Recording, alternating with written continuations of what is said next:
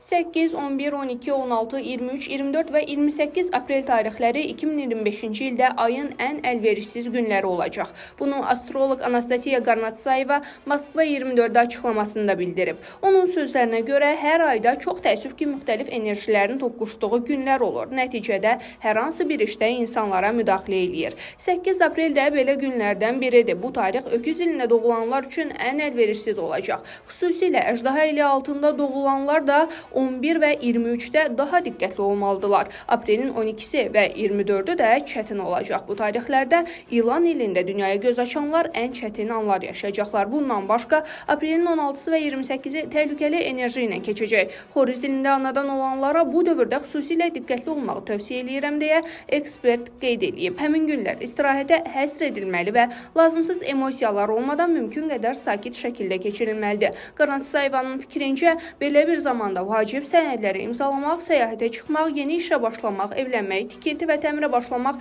xüsusilə tövsiyə edilmir.